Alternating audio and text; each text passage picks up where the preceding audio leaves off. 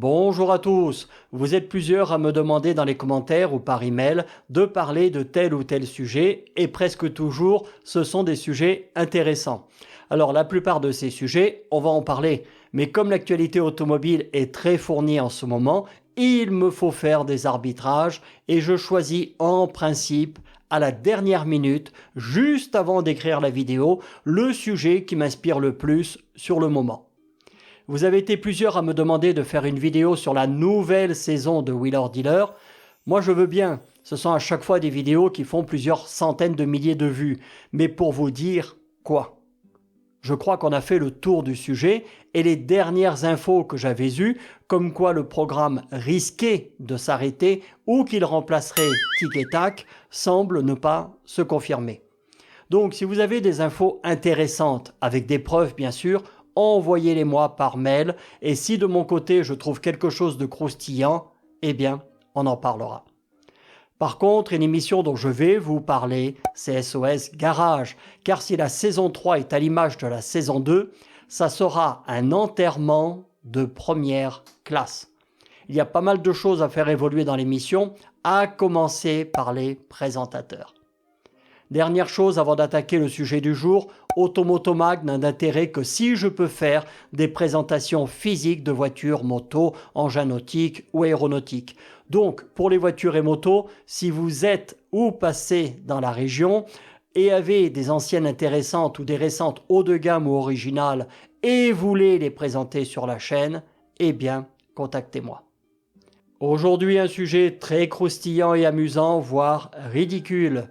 On dit toujours que lorsque l'on ne peut pas convaincre les gens, il faut les contraindre. Je ne prendrai pas parti sur l'exemple et ne vous donnerai pas mon avis, même si vous le connaissez, mais pour un certain vaccin, il y a 3 ou 4 ans, on a commencé par nous mettre dans l'ambiance en nous disant que nous allions tous mourir, puis tenter de créer l'envie en disant qu'il n'y en aurait pas pour tout le monde. Puis le soulagement en disant « Ouf !» qu'enfin tout le monde y aurait accès. Mais bon, comme ça ne convainquait pas grand monde, on a menacé et insulté les gens avant qu'un génie en marketing trouve la solution et leur suggère de permettre à tous les vaccinés, en présentant leur Auschwitz, de pouvoir retourner picoler dans les bars. Et ça a marché. Donc, article d'Automobile Propre du 15 août 2024, écrit par Valentino Cimino. Pour le patron de Volkswagen, il faut contraindre les constructeurs à passer à l'électrique. Alors que les ventes de Volkswagen ralentissent sur le marché de l'électrique, le PDG du groupe allemand milite en faveur d'une législation contraignante pour favoriser la mobilité électrique. Olivier Blum pense que l'Union européenne doit tenir son cap. Alors Volkswagen, on le sait tous, leur voiture électrique, personne n'en veut. Ils ont été obligés de fermer plusieurs usines, le Macan se vend assez mal, et chez Skoda, j'en avais parlé dans une vidéo, ils les bradent à moins 27, moins 28% pour essayer de s'en débarrasser.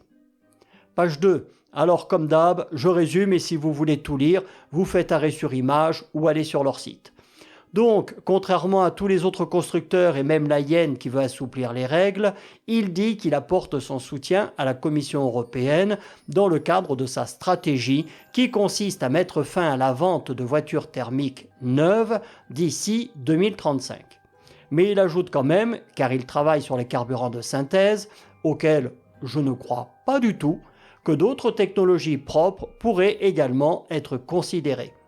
Proposition que tout comme moi, le PDG de BMW, qui a du bon sens, trouve bidon.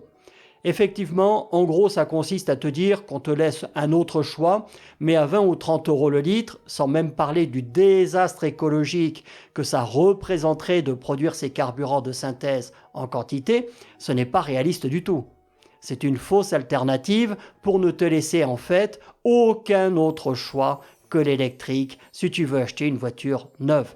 Il le dit d'ailleurs lui-même en bas que ces carburants de synthèse, s'ils voient le jour, ne représenteront qu'une niche dans l'automobile. Il ferait mieux d'ailleurs d'y retourner lui aussi à la niche et d'arrêter de raconter des bêtises. Page 3, une transition de l'industrie par la contrainte. Donc, il dit que cette énergie est bien supérieure au moteur à combustion, ce qui semble être totalement l'inverse de l'avis de ses clients. Mais bon, avec un mix électrique adéquat, l'industrie automobile pourra réduire drastiquement son impact sur l'environnement et il souligne l'importance de l'infrastructure de recharge. C'est ce qu'a parfaitement compris Elon Musk, qui a annulé tous ses projets de construction d'usines pour se consacrer à l'implantation des bornes de recharge. Donc, le jour où ces voitures auront, dans toutes les conditions climatiques possibles et imaginables, 600 km d'autonomie réelle et que l'on pourra les recharger en 10 minutes réelles, non pas à 80 mais à 100%, n'importe où, avec une simple carte bancaire et sans avoir la crainte que la borne soit en panne ou bug, alors elle pourrait peut-être devenir intéressante. En attendant, tous les constructeurs, y compris Tesla, font machine arrière, car sans subvention plus remise conséquente, leurs voitures ne se vendent pas. Donc bien sûr, ensuite, ils tentent de reporter la faute sur le gouvernement allemand, qui a supprimé les aides. Mais bon, déjà avant, ça ne se vendait pas. Et en France, où les aides sont toujours présentes, personne n'en veut de ces voitures à piles. Si je devais en acheter une, et comme je ne suis pas encore tout à fait sénile, je n'achèterais ni une voiture du groupe VAG, ni une du groupe Stellantis, hormis peut-être la Citroën EC3, si avec les aides je pouvais la toucher à moins de 10 000 €. Bref, il finit son interview en continuant de toujours reporter la faute sur les autres, la fameuse histoire de la paille et de la poutre. En attendant, pour ceux qui auraient des actions VAG, tant qu'il y a un tel incapable à la tête du groupe, il serait peut-être temps de penser à vous en débarrasser. Salut à tous.